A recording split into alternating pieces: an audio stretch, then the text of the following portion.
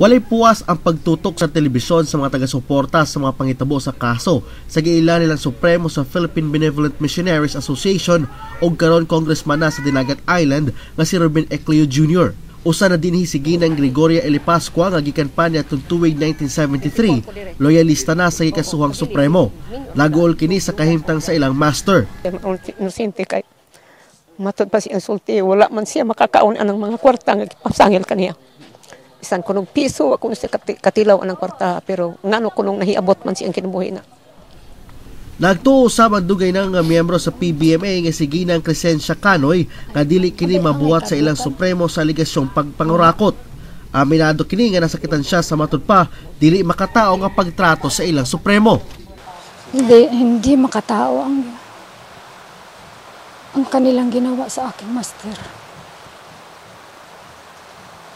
Ang lahat planted dyan sa kanya. Hindi totoo ang lahat. Ang sinasabing ginawa ni master, hindi yan. Hindi yan magagawa. Emosyonal usab nga gisaysay ni Ginang Rogelia Vasquez ang gipakitang pagkamaayo sa ilang Supremo.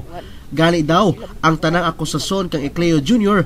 bunga ra matupa sa personal nga motibo ug pagkasuya sa uban. Ang tanan plus pagbukod lang sa iyang kasina lang. Pero naglaom kami, wala kami magpawa sa paglaom. Ang tanan maiwasan lang gyapon namo. Basta si master makaiwas gyapon. Malabay lang na. Bagsubok lang sa kinabuhi namo. Sumala sa Sandigan Bayan, guilty sa kasong graft and corruption si Dinagat Island Representative Ruben Ecleo Jr. tungod sa nadiskobrehang anomalya, human gibayaran niini og tibo ang kantidad sa proyekto nga 2.86 million pesos para sa pagpatukod sa public market, bag-ong municipal building o guest house niya ito Oktubre 2006. Pero nasayran sa mga auditor sa gobyerno nga wala pa na kini natapos nga mga proyekto. Lakip kakasuhan o ipaaresto sa Sandigan Bayan ang kanhi Municipal Planning and Development Coordinator nga si Anadilia Navarra o si Ricardo Santillano nga private contractor sa construction firm nga PBMA Builder. Gipangita sa ABS-CBN News ang nahimutangan ni Navarra aron unta makuha ang iyang panig. Nakaabot kami sa gitudlong balay nga giprang-iyahan sa pamilyang Navarra pero dugay na daw kining wala didto nagpuyo.